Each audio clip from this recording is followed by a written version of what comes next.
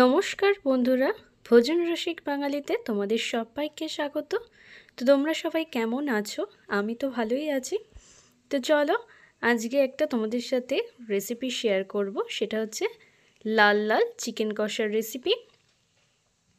এটা একটু অন্যরকমভাবে বানিয়েছি, তাই জন্য তোমাদের সাথে শেয়ার করছি। নর্মাল যেরকম আমরা চিকেন কষা বা চিকেনের ঝোল বানাই সেরকম নয়। আর এইটা কিন্তু একদম কষা, মানে একদম যে কষা কষা সেরকমও নয়। এটা ভাত, রুটি বা ফ্রাইড রাইস যে কোনো কিছুর সাথেই কিন্তু খুব ভালোভাবে খাওয়া যাবে। চলো ফার্স্ট রেসিপিটা শুরু করি। তো এখানে আমি এলাচ, লবঙ্গ, দারচিনি, বড় এলাচ, শুকনো লঙ্কা, তেজপাতা এগুলো সব ফোড়নে দিয়ে দিলাম। আর দিয়ে দিলাম এখানে বেশ খানিকটা পেঁয়াজ। যেহেতু একটু কষা কষা করবো, তাই জন্য কিন্তু এটা আমি পেঁয়াজের পরিমাণটা বেশ খানিকটা নিয়েছি। এইটা ছাড়াও কিন্তু আরও কিছুটা পেঁয়াজ ইউজ হবে, সেটা পরে, সেটা তোমাদেরকে দেখাবো আমি। বেসিক্যালি এই তেলটা যেটা দেখতে পাচ্ছ, এটা হচ্ছে পেঁয়াজ বেরেস্তা করেছিলাম সেইটার তেল। সেই পেঁয়াজটাকে কিন্তু বেরেস্তা করে আমি বেটে রেখে দিয়েছি, অবশ্যই ঠান্ডা হলে বাটবে।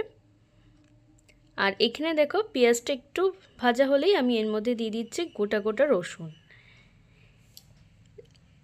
মটনে কিন্তু আমি একদম মানে গোটা রসুন দিই, আর এখানে কোয়াগুলো গোটা কোয়া দিয়েছি, কারণ চিকেন যেহেতু তাড়াতাড়ি সিদ্ধ হয়ে যায়, গোটা রসুন দিলে কিন্তু সিদ্ধ হবে না। তাই জন্য এরকম কোয়াগুলোকে ছাড়িয়ে দিলে কিন্তু এই সাথে ভালোই টেস্ট লাগে। তো দেখো পেঁয়াজটা কিন্তু বেশ ভাজা হয়ে গেছে, এর থেকে বেশি আমাদের ভাজার প্রয়োজন নেই। এবার এর মধ্যে দিয়ে দিচ্ছি আদা রসুনের পেস্ট। আমি কিন্তু আদা রসুন একসাথেই বেটে রেখেছিলাম, ওই 4 চামচের মতো আমি এখানে দিয়ে দিলাম। আমি কিন্তু চামচ মানে চায়ের চামচ যেগুলো হয় সেরকম দেখে দিয়েছি, টেবিল চামচ নয়।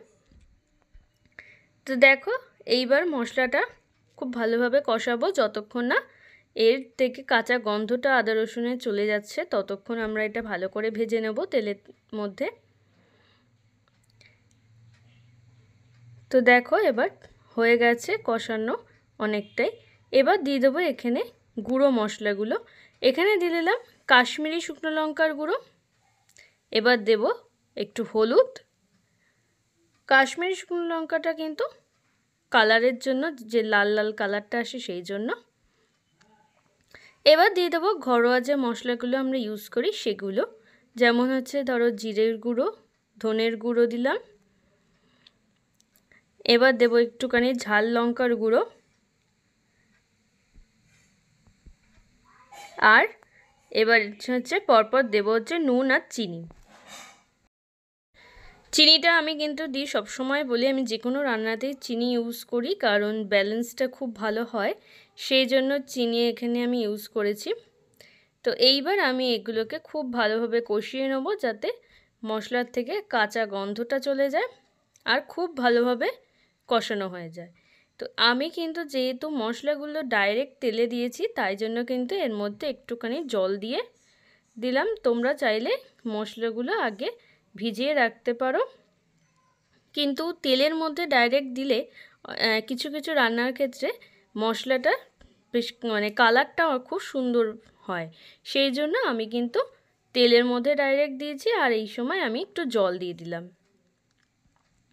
এবার জল দিয়ে ভালো করে এটাকে কষিয়ে নেব, যতক্ষণ না তেলটা সেপারেট হয়ে যাচ্ছে। তো দেখো তেল কিন্তু অনেকটাই বেরিয়ে এসছে। এবার এর মধ্যে দিয়ে দেবো চিকেনটা কিন্তু কিচ্ছু করিনি, নুন টুনও কিচ্ছু মাখাইনি, নর্মাল চিকেনটা আমি এখানে দিয়ে দিলাম। দিয়ে এবার চিকেনটাকে আমি ভালো করে মশলার সাথে কষাবো।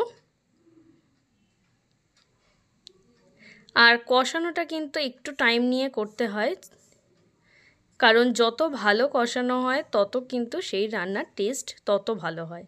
তো তাই জন্য একটু চেষ্টা করবে যে কষানোটা ভালো করে করতে, তাহলে মশলাগুলো চিকেনের গায়ে ভালো করে লেগে গেলে আর ভালো করে কষানো হলে তার একটা দারুণ কিন্তু গন্ধ বেরোয়। তো দেখো একদম তেল কিন্তু আলাদা হয়ে গেছে, নিচে দেখো দেখতেই পাচ্ছ যে তেল আলাদা হয়ে গেছে। এবার এর মধ্যে দিয়ে দিলাম টক দই। আর চিকেন কিন্তু কষাতে কষাতেই সিদ্ধ হয়ে যায়, খুব বেশি টাইম লাগে না চিকেন সিদ্ধ হতে। এবার আমি এর মধ্যে দিয়ে দিয়েছি বেশ খানিকটা টক দই। আমি কিন্তু এখানে টমেটো আগে ইউজ করিনি, তাই জন্য আমি এখানে টক দইটা দিয়ে দিয়েছি অনেকটাই, 3-4 চামচের মতো কিন্তু আমি এখানে টক দই ইউজ করেছি। এইবার এটাকে ভালো করে কষাবো। আর আমি কয়েকটা আলু ভেজে রেখে দিয়েছিলাম জাস্ট নুন হলুদ দিয়ে, সেইটা দিয়ে দিচ্ছি। তোমরা চাইলে আলুটা স্কিপ করতে পারো, কিন্তু আমাদের বাড়িতে হচ্ছে মাংস হলে তার মধ্যে আলু দিতেই হবে, মাস্ট। তো তাই জন্য কিন্তু আমি এখানে আলুটা অবশ্যই অ্যাড করেছি। তো এবার একটু ঢাকা দিয়ে দেবো। ব্যাস, এবার ঢাকা দিয়ে এখানে 7-8 মিনিট রান্না হয়েছে। তো দেখো জলটা কি সুন্দরভাবে বেরিয়ে গেছে। যেহেতু এখানে দই দিয়েছি তাই জন্য কিন্তু জলটা ভালো করে বেরিয়ে গেছে। আর ঢাকা দিয়ে রান্না করলে কিন্তু মাংসের নিজস্ব জলেই নিজে সিদ্ধ হয়ে যাবে। এইবার ওই যে বললাম পেঁয়াজটা বেটে রেখেছিলাম, মানে বেরেস্তাটা, সেইটা এবার এর মধ্যে দিয়ে দিচ্ছি। এটা কিন্তু একদম লাস্টের দিকে দিলেই হবে, বেশি আগে দেওয়ার দরকার নেই, কারণ যেহেতু এটা বেরেস্তা করে বাটা তাই জন্য এটা আগে দেওয়ার দরকার নেই। এইটা দিলে কালার আর টেস্ট দুটোই কিন্তু খুব সুন্দর আসে, তাই এইটা কিন্তু অবশ্যই দিও। এইবার একটু ভালো করে এটাকে কষিয়ে নিচ্ছি। দেখো ঝোলটা কিন্তু আমি কোনো এক্সট্রা জল অ্যাড করিনি, ওই চিকেন থেকে যা জল বেরিয়েছিল সেটাতেই এটা পুরো সিদ্ধ হয়েছে। তো এবার এর মধ্যে দিয়ে দিচ্ছি একটুখানি ধনেপাতা কুচি। এটা কিন্তু খুব সুন্দর একটা ফ্লেভার দেয়। আর তেলটাও দেখো কি সুন্দরভাবে উঠে গেছে। এবার দিয়ে দিলাম একটু গরম মশলার গুঁড়ো। তাই এটা কিন্তু তোমরা ফ্রাইড রাইস বলো বা পোলাও বলো বা রুটি ভাত যে কোনো কিছুর সাথেই খেতে পারবে।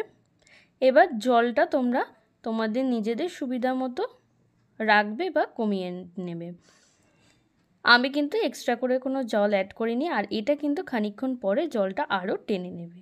তো চলো এবার সার্ভ করে নিই কিছুক্ষণ রেস্টিং পিরিয়ডে রেখে। তো দেখো আমার কিন্তু লাল লাল চিকেন কষা কিন্তু একদম রেডি হয়ে গেছে। তো দেখতেই পাচ্ছ চিকেনের ঝোল কিন্তু অনেকটাই টেনে নিয়েছে, যেটা চিকেনের থেকেই বেরিয়েছিল সেই জলটা কিন্তু অনেকটাই টেনে নিয়েছে। তো এবার ওই তেল তেল মতোই কিন্তু ভেসে উঠেছে পুরো। তো রেসিপিটা কেমন লাগলো জানাতে ভুলো না। ভালো লাগলে লাইক কমেন্ট শেয়ার করো, আর যারা নতুন অবশ্যই সাবস্ক্রাইব করে পাশে থেকো। টাটা।